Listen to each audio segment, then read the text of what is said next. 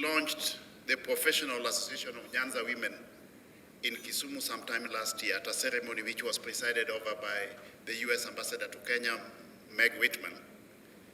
I did challenge these great ladies to move with speed and diligence to come up with a strategic plan that could provide them with a very, very clear roadmap and foundation on the basis of which all their programs and activities could be anchored.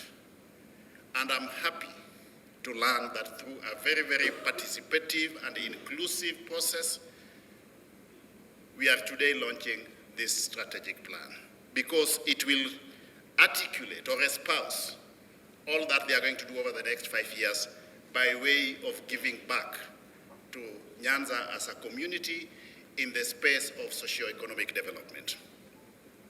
I'm extremely happy, good people, that this strategic plan of PANY is being launched today because one, it is a testament to the fact that at long last, the women of Nyanza have decided to lead from the front by taking part in our economic development space. Historically, since independence, this has never happened in Nyanza because we have built almost everything around politics.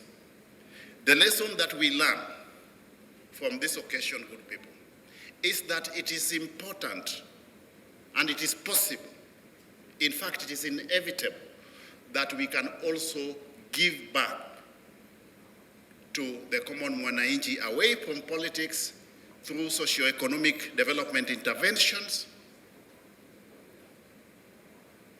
by getting everybody on board. So this is a paradigm shift.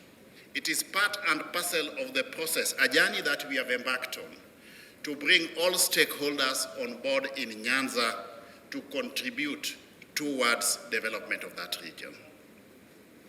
Our history is awash with examples of very many professionals in various disciplines who have kept off development initiatives in our region because of excessive politics.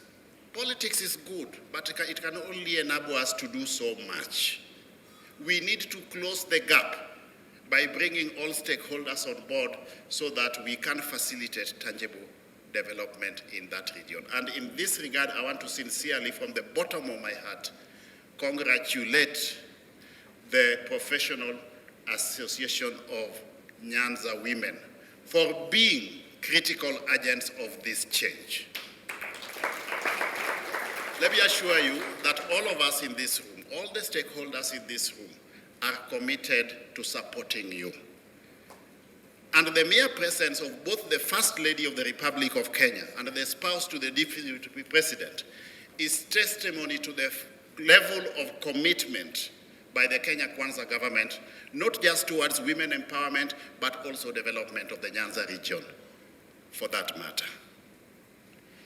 Now, moving forward, as a country, we need to appreciate and accept the fact that the women of this country will no longer play a peripheral role in social development of Kenya. The woman must be at the orthocenter of each and every initiative in this country. At the orthocenter, the woman will no longer play a peripheral role. So we are starting from Nyanza. It's already happening everywhere. We must appreciate the fact that the woman will no longer be in the periphery. And I'm very happy that in Nyanza, this is happening. The development priorities of Nyanza are well known. The fishing opportunities within the blue economy. In agriculture, we have got the sugar cane. We have got the bamboo in Kisii, tea and coffee in Kisii. Emerging frontiers like mining, those development opportunities are known. And they are available in our development blueprints. If you look at the Lake Region, Lake Basin Development Authority Master Plan, all the development opportunities of Nyanza are there. You look at the Lake Region Economic Bloc Strategic Plan, the development opportunities of Nyanza are there. It is now time to move away from planning to implementation.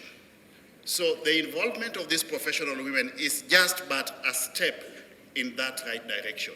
Perhaps the beginning of that.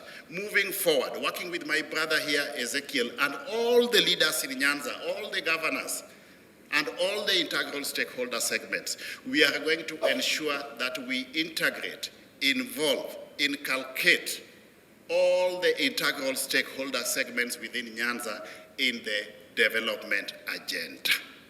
The government can only do so much.